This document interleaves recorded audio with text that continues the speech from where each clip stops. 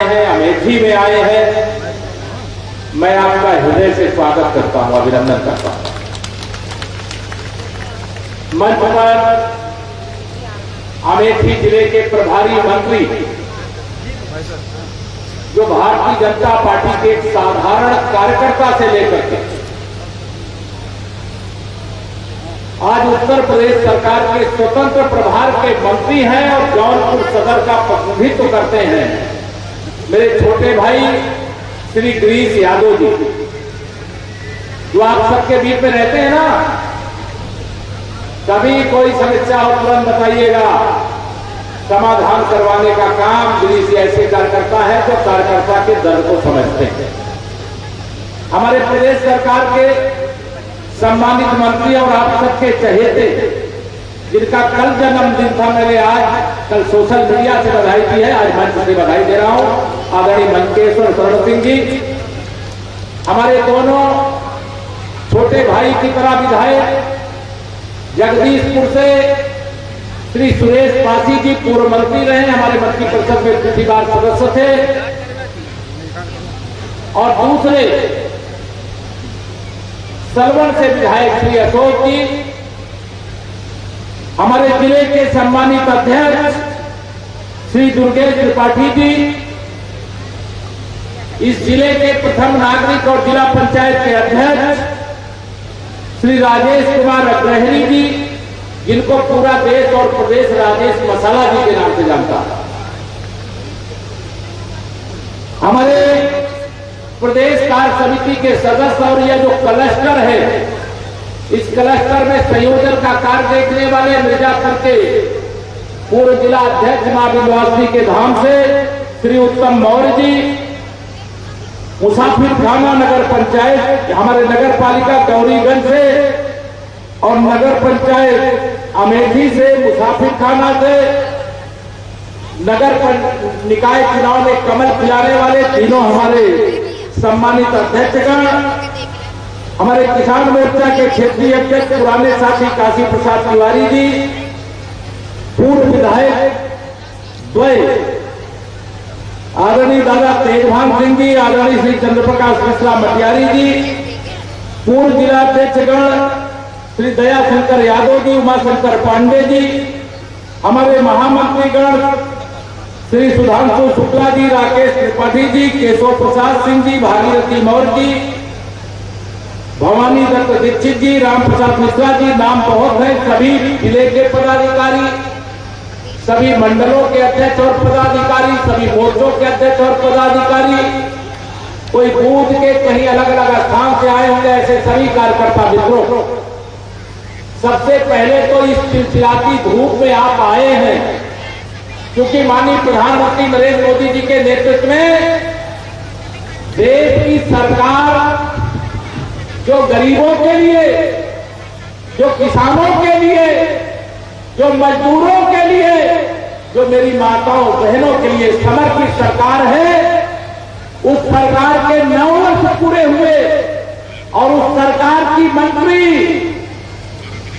आदरणीय दीदी हमारी स्मृति ईरानी जी, आज उनको आना था, लेकिन आज इस समय पूरे हिंदुस्तान की 543 लोकसभा सीटों पर अभियान चल रहा है। दीदी आज बंगाल में है कमल खिलाने के लिए, मुझे उन्होंने कहा था मेरी ओर से भी सबको शुभकामना दीजिएगा, मैं आप सबको दीदी की ओर से शुभकामना भी देता हूं। मेरे भाई बहनों, यह जनसैलाब इस गर्मी में जो आ रहा है, मैं सबका स्वागत करता हूं। सब लोग उचित स्थान पर जहां मिले बैठ जाइए, अन्यथा जहां जगह मिले वहां खड़े भी रहिए। लेकिन आज आप सबको यहां पर मैं कहना चाहता हूं, गरीबी का दर्द क्या परिवारवाद की राजनीति करने वाले गांधी खानदान के लोगों ने देखा है क्या? बताओ, गरीबी का दर्द क्या होता है? राहुल गांधी जी को पता है क्या? बताओ, दो हाथ उठा करके पता है क्या? प्रियंका वाड्रा जी को पता है क्या?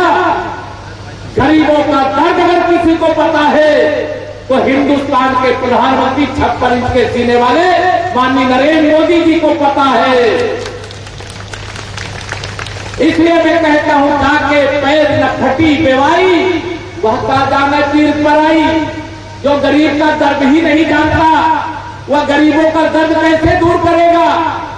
मैं भी आप सबके बीच में आज मैं अभी ये हिसाब ले रहा था, अकेले अमेठी जनपद में सभी बुनियादी सुविधाओं के साथ 90,000 गरीबों को प्रधानमंत्री आवास देने का काम किया गया है। प्रधानमंत्री आवास 90,000, नगर निकाय का माइनस है इसमें, ग्रामीण क्षेत्र में 90,000 दिया है।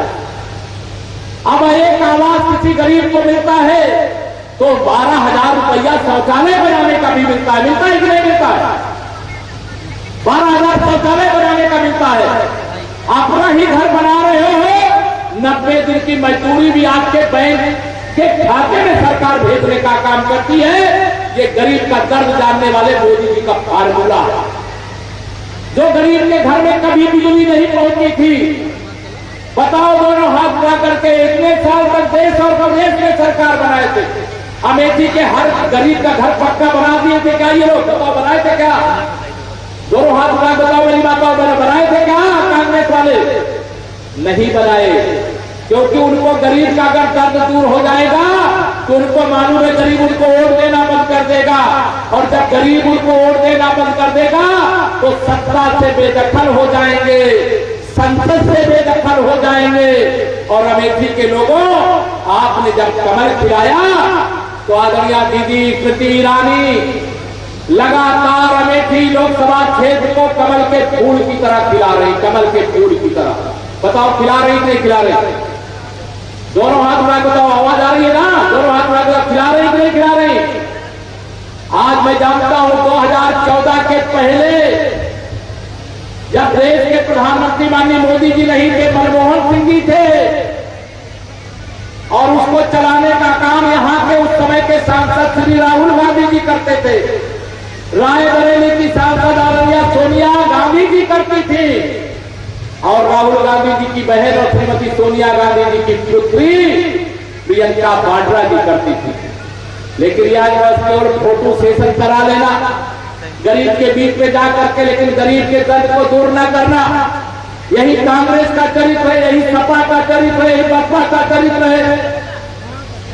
ये गरीबों के घाव में नमक डालने का काम कर सकते हैं, गरीबों के घाव में दवा लगाने का काम नहीं कर सकते हैं। गरीबों के घाव में दवा लगाने का काम भारतीय जनता पार्टी माननीय नरेंद्र मोदी जी के नेतृत्व वाली देश की सरकार और आदरणीय योगी आदित्यनाथ जी के नेतृत्व वाली प्रदेश की सरकार, या डबल इंजन की सरकार मिलकर के गरीबों के दर्द का निवारण कर रही है। मेरे भाइयों बहनों, आज जब मैं यहां आ रहा था, क्योंकि मैं भी जिस परिवार से आता हूं, जब छोटी आयु में था तो मेरा भी घर कच्चा था, मिट्टी का मकान था, और मकान की दीवार के सहारे छप्पर डाल करके रहा जाता था। हमारे भी घर में शौचालय नहीं था, हमारे भी घर में गैस का कनेक्शन भी नहीं था, हमारे घर में बिजली का कनेक्शन नहीं था। हमारे घर या किसी गरीब के घर में पहले कोई बीमार हो जाए तो इलाज कराने के लिए पैसा भी नहीं होता था। लेकिन आज गरीब को पक्का आवास मिल रहा है, गरीब का शौचालय बन रहा है, गरीब के घर में गैस का सिलेंडर भी पहुंच रहा है, और गरीब को अगर बीमार हो जाए तो 5 लाख रुपया तक का परिवार के लोगों को इलाज कराने की सुविधा भी दी जा रही है। और प्रदेश सरकार के स्वास्थ्य का मंत्रालय देखने वाले आदरणीय वेंकटेश्वर शरण सिंह जी आज किसी अमेठी जनता से सुन करके उत्तर प्रदेश सरकार का हिस्सा है।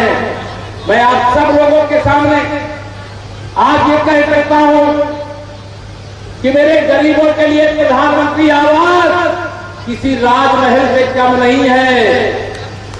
मेरे गरीब को मिला हुआ आवास राजमहल है, जो मिट्टी के तेल में दिया जला करके अपने बच्चों को पढ़ाने लिखाने के लिए विवश थे। आज उनके घर में बिजली का कनेक्शन पहुंचा है, बिजली की रोशनी में गरीब का बेटा बेटी भी पढ़ने का काम कर रहे हैं। यह माननीय नरेंद्र मोदी जी के नेतृत्व वाली सरकार के कारण हुआ है। मैं आप सब लोगों को, यहाँ बहुत सारी समूह में जुड़ी हुई दीदियां होंगी, कोई समूह से जुड़ी हुई दीदियां हैं क्या यहाँ पर? कोई समूह में जो काम करती हैं कोई? जरा हाथ उठाओ जरा, कितने लोग हो? जो नहीं जुड़े हैं सबको कहना चाहता, जो जुड़े बहुत अच्छा है, जो नहीं जुड़े हैं अभी 10 लाख समूह हम लोग उत्तर प्रदेश में नए नए बना रहे हैं। माननीय प्रधानमंत्री जी के आदेश पर बना रहे हैं, माननीय मुख्यमंत्री जी के आदेश पर बना रहे हैं। आप सब लोगों का आह्वान करता हूं, मेरी माताओं बहनों, आप समूह के साथ जुड़ो। जब कोई घर की महिला भी कमाने लगती है पुरुष के साथ तो घर की खुशहाली बढ़ जाती है, विकास होने लगता है।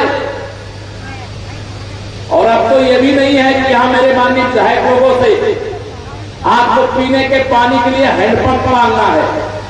माननीय नरेंद्र मोदी जी की नेतृत्व वाली सरकार ने एक जल जीवन मिशन योजना चलाई और उस योजना के माध्यम से हिंदुस्तान के हर घर तक, चाहे वो अगड़ी जाति का हो, चाहे पिछड़ी जाति का हो, चाहे अनुसूचित जाति का हो, चाहे गांव में रहता हो, चाहे शहर में रहता हो, हर घर तक नल से जल पहुंचाने का काम शुरू होता है। प्रदेश में भी हम 1 करोड़ से अधिक घरों तक पीने का पानी नल के माध्यम से पहुंचाने का काम कर चुके हैं। आप सबके गांव में, अधिकतम गांव में पानी की टंकियां बन रही होंगी, बन रही कि नहीं बन रही है? दोनों हाथ उठा के बताओ, बन रही कि नहीं बन रही है? और यह काम क्यों हो रहा है? क्योंकि यह अमेठी और रायबरेली के जो पहले सांसद हुआ करते थे, गरीब के नाम पर योजना तो बनाते थे लेकिन सब लूट करके खा जाते थे। मोदी जी ने कहा है कि न मैं खाऊंगा और न खाने दूंगा, और जिसने भी मेरे गरीबों का हक लूटा है 60 साल तक जांच करूंगा, और जो चोरी किया है, लुटेरा है, उसको पकड़ करके वह सारा पैसा भारत सरकार के खजाने में जमा कराऊंगा और उस पैसे से गरीब के घर की खुशहाली वापस लाऊंगा। अब ये गरीब के घर की खुशहाली वापस ला रहे, फिर मैं आपको बता रहा हूं, कांग्रेस वाले, सपा वाले, बसपा वाले गरीब की खुशहाली बर्दाश्त नहीं कर पा रहे। उनको लग रहा है ये गरीबों के जीवन में इतनी खुशी अगर मोदी जी ला देंगे, 5 साल आए तो फिर अगले 5 साल के लिए आ गए। 2014 में हमारे 283 सांसद थे, लेकिन जब 2019 का लोकसभा चुनाव हुआ, यहां अमेठी में तो सदा सपा बसपा का समर्थन कांग्रेस को रहता है, लेकिन पूरे यूपी में सब मिलकर के लड़े और कहा कि मोदी जी को प्रधानमंत्री नहीं बनने देंगे। लेकिन धन है अमेठी के लोगों, और धन है उत्तर प्रदेश के लोगों, और धन है मेरे देश के लोगों। तो जब इन लोगों ने तय किया कि हम मोदी जी को प्रधानमंत्री नहीं बनने देंगे, आपने हमें 51% वोट देकर के उत्तर प्रदेश से 64 सांसद जिताए। अब 66 हो गए हैं। मोहम्मद आजम खां की सीट रामपुर में भी कमल खिल गया है, वहां घनश्याम मोदी जी जीते हैं। और आजमगढ़ जहां से अखिलेश यादव जी सांसद थे, वहां दिनेश लाल यादव निरहुआ जीत चुके हैं, वहां पर भी कमल खिल चुका है। तो अब 66 है, लेकिन 2024 में कितना करना है? यूपी से कितने सांसद चुने जाते हैं मालूम है? 80 चुने जाते हैं। मैं आप सब लोगों को आह्वान करता हूं, अमेठी सहित उत्तर प्रदेश की सभी 80 लोकसभा सीटें माननीय नरेंद्र मोदी जी को तीसरी बार हिंदुस्तान का प्रधानमंत्री बनाने के लिए कमल खिलाने का काम करना है। करोगे? दोनों हाथ रखो, करोगे? ये कांग्रेस वाले पैसा बहुत लेके आएंगे, ये कांग्रेसियों का पैसा नहीं है, सपाइयों बसपाइयों का पैसा नहीं, वो आप ही का पैसा है जो आपके लिए योजना बनाते थे और लूट लेते थे। अब बाद में कहते हैं तुमको पैसा दे रहे, तुम हमको वोट दे दो। अगर इनको वोट दो तो ये गरीब को ही चोट पहुंचाते हैं। मैं आप सब लोगों को यहां पर आह्वान करना चाहता हूं, ये भ्रष्टाचारी अगर नोट लेकर के भी आवे तो भी इनको छोड़ देना। और एक काम करना, जब मतदान केंद्र पे चाहे इस तरह की चिलचिलाती धूप हो, चाहे पानी बरस रहा हो, चाहे भीषण ठंड पड़ रही हो, जिस दिन वोट पड़े सारा काम छोड़ करके अपना, अपने परिवार, अपने गांव का एक एक वोट कमल के फूल पर देने का काम करिएगा। कमल के फूल पर अगर आप एक वोट दोगे तो एक गरीब का पक्का घर बन जाएगा। क्या होगा? एक गरीब को प्रधानमंत्री आवास मिल जाएगा। अगर आप कमल के फूल पर वोट दोगे तो अयोध्या में रामलला की जन्मभूमि पर जैसे भव्य मंदिर बन रहा है वैसे हर गरीब का भी घर बन जाएगा। कमल के फूल पर वोट दोगे, कमल के फूल पर भी कमल के फूल में वोट दोगे तो आप ध्यान रखना, जैसे जम्मू कश्मीर से धारा 370 हट गई ना, हटी है कि नहीं, मालूम है कि नहीं मालूम? ऐसी कोई धारा जो इस देश को नुकसान पहुंचाए, इस देश की जनता को नुकसान पहुंचाए, वह धारा हटाने का काम भी देश की संसद के द्वारा माननीय प्रधानमंत्री जी की अगुवाई में करने का काम किया जा रहा है। मैं आप सब लोगों को आज यहां पर 2024 के लोकसभा चुनाव को लेकर के अभी शाहनवाज जी चर्चा कर रहे थे बिहार की कि हम 39 को पहले ही जीत चुके हैं। शाहनवाज जी, हम भी उत्तर प्रदेश में 73 पहले 2014 में जीत चुके हैं। या अमेठी तो 74वीं सीट थी। पिछली बार हम हार गए थे आजमगढ़, इस बार हम जीत गए हैं। आगे 2024 में फिर जीतेंगे। हम रायबरेली में भी कमल खिलाएंगे, आपको भरोसा दिलाना चाहते हैं। और 2024 में अगर सीता हम लोग कहते हैं ना, सीता माता का स्थान कहां है? बिहार में है। और भगवान राम का स्थान कहां है? उत्तर प्रदेश में है। सीता मैया के आशीर्वाद से 40 सांसद और भगवान श्री राम की कृपा से 80 सांसद, 120 सीताराम बोलिए और 120 सांसद का समर्थन मोदी जी को सौंप देने का काम करिए। करोगे मेरे भाई बहनों? 2024 का लोकसभा चुनाव बड़ा ऐतिहासिक है। विपक्ष की ओर से उनको खोजे से मोदी जी के खिलाफ, मोदी जी की टक्कर का कोई प्रधानमंत्री पद का प्रत्याशी नहीं मिल रहा। और जो प्रधानमंत्री बनाने के लिए एक्सरसाइज कर रहे हैं वो अभी 23 जून को, अरे नीतीश कुमार जी, आप 23 जून को अगर नहीं करते, 21 जून को एक्सरसाइज कर लेते, योग कर लेते, तो शायद आप लोग के स्वास्थ्य में कुछ सुधार शुरू हो जाता। क्योंकि राजनीतिक रूप से आप बीमार हो गए। मुझे मालूम है जनता दल यूनियन बिहार में भी खाता नहीं खुलने वाला, और देश में तो उनका कहीं कोई वजूद ही नहीं है। कांग्रेस जहां रायबरेली जीती थी, आप सब अमेठी वाले मुझे बताओ, आपकी तो रिश्तेदारी भी अमेठी में रायबरेली में होगी, लेकिन रायबरेली वाले कमल खिलाने को बेताब है 2024 में। हम उत्तर प्रदेश ही नहीं, बिहार ही नहीं, हिंदुस्तान में इस बार 350 से अधिक सांसद जिता करके माननीय नरेंद्र मोदी जी के नेतृत्व में सबसे मजबूत सरकार बनाएंगे। कल श्री अखिलेश यादव जी का मैं एक ट्विटर पर ट्वीट पढ़ रहा था, वो ट्वीट किए थे। उन्होंने कहा था पीड़ित, पिछड़ा, दलित और अल्पसंख्यक पूछना अमेठी के गरीब मुसलमानों से, उनको भाजपा के खिलाफ भड़का करके वोट तो बहुत ले लेते हैं, लेकिन गरीब को पक्का मकान अगर बना करके सबसे ज्यादा किसी सरकार ने दिया है तो मोदी जी और योगी जी के नेतृत्व वाली भारतीय जनता पार्टी की सरकार ने दिया। हमारी सरकार सबका साथ सबका विकास के मुद्दे पर कायम रहती है। हम गरीब को धर्म और जाति के चश्मे से नहीं देखते। हम मुस्लिम तुष्टीकरण की राजनीति भी नहीं करते। अगर कोई गरीब है वो किसी जाति किसी धर्म का हो, बिना भेदभाव किए सरकार की योजना का लाभ सबको देते। पिछले 3.5 साल से प्रधानमंत्री गरीब कल्याण अन्न योजना का राशन बताओ मिल रहा है कि नहीं मिल रहा? दोनों हाथ उठा के बताओ मिल रहा है कि नहीं मिल रहा? ये गरीबों के लिए जो राशन मिल रहा है, ये मोदी जी और योगी जी की सरकार है, भाजपा की सरकार है, कमल के फूल की सरकार है, और कमल के फूल की सरकार के कारण ये राशन मिल रहा है। अन्यथा चाहे कांग्रेस वाला हो, चाहे सपा वाला हो, चाहे बसपा वाला हो, या केवल आपको भाषा सुना सकते थे, आपके भूखे पेट को, आपके भूखे बच्चों को भोजन का प्रबंध नहीं कर सकते थे।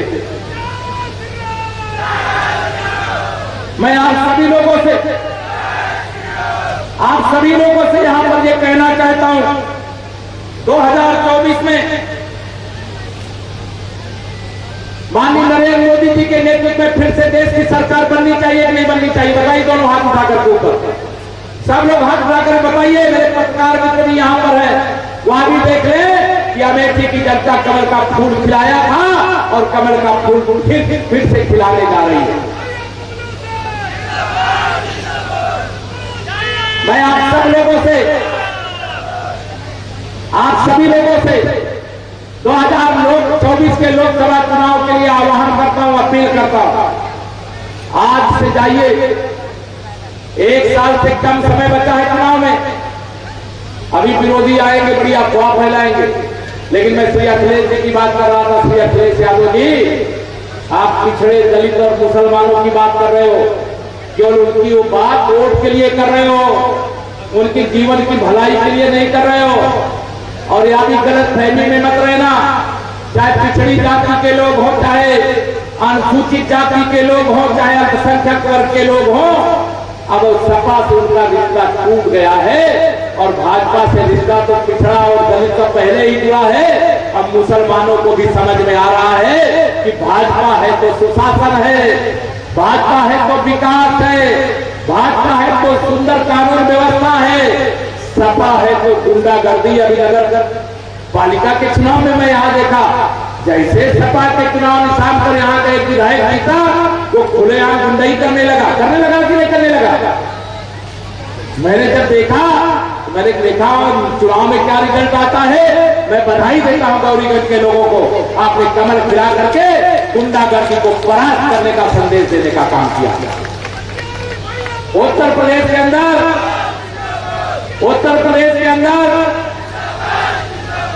17 नगर निगम है। कितने? 17 नगर निगम। ये 17 नगर निगमों में सपा बसपा कांग्रेस का खाता नहीं खुला। जो जितने प्रदेश के बड़े से बड़े शहर हैं, वहां कमल का फूल खिला है, जनता के आशीर्वाद से खिला है। अब ये बेचैन है, इनको लगता है कि भारतीय जनता पार्टी की सरकार 5 साल रही तो फिर अगले 5 साल आ गए और तीसरी बार माननीय नरेंद्र मोदी जी अगर प्रधानमंत्री बनेंगे तो 150 साल तक शायद ये सपा बसपा कांग्रेस वाले एक साथ मिलकर के भी लड़े, तब भी इनका नंबर नहीं आएगा। जब इनको 60 साल मिला तो 120 साल में हिंदुस्तान को पीछे ले गए।